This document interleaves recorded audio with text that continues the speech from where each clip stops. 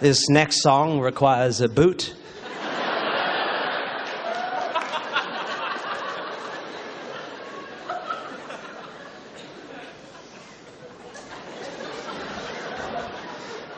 If you're one of those people that finds the sort of bashing of religion and stuff tiresome or offensive, just give me 5 more minutes.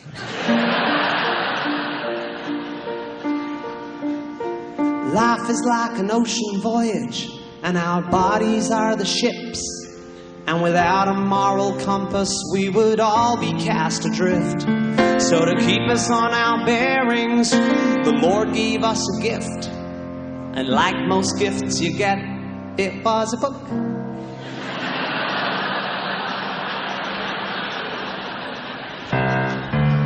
I only read one book, but it's a good book, don't you know?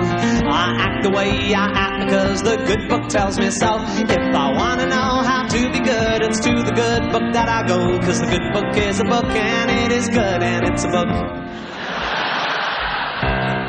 I know the good book's good because the good book says it's good. I know the good book knows it's good because a really good book would. You wouldn't cook without a cookbook, and I think it's understood. You can't be good without a good book because it's good and it's a book, and it is good for cooking. I tried to read some other books, but I soon gave up on that. The paragraphs ain't numbered and they complicate the facts. I can't read Harry Potter because they're worshipping false gods and that. And Dumbledore's a poofter, and that's bad because it's not good. Morality is written there in simple white and black. I feel sorry for you heathens, got to think about all that.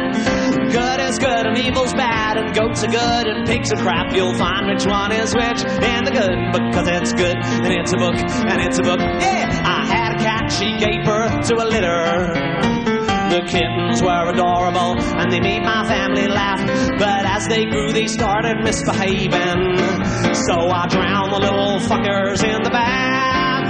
When the creatures in your care start being menaces, the answers can be found right there in Genesis. Chapter 6, verse 5 to 7. Yeehaw! Swing your partner by the hand, have a baby if you can. But if the voices in your head say to sacrifice your kid, to satiate your loving God's fetish for dead baby blood, it's simple faith the book demands. So raise that knife up in your hands. Before the good book made us good, there was no good way to know if a thing was good or not that good, or kind of touch and go. So God decided he'd give writing allegoric prose a go. And so he wrote a book, and it was generally well received.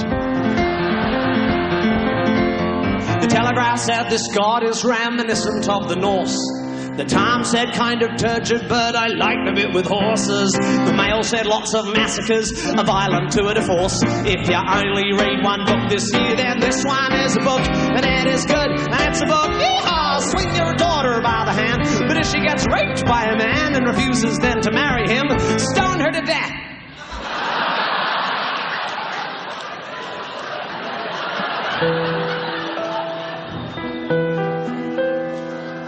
If you just close your eyes and block your ears to the accumulated knowledge of the last 2,000 years, then morally, guess what? You're off the hook.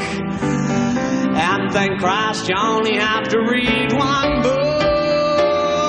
Just because the book's contents were written generations hence by hairy desert-dwelling gents squatting in their dusty tents. Just because what heaven said was said before they'd leavened bread. Just as Jesus couldn't read doesn't mean that we should need when manipulating human genes to alleviate pain or fight disease. When deciding whether it's wrong or right to help the dying let go of life, or to stop a pregnancy when it's just a tiny blastocyst, there's no reason why we should take a look at any other book but the good book, cause it's good and it's a book, and it's a book, and it's quite good. Whoa. Fuck, that's fucked.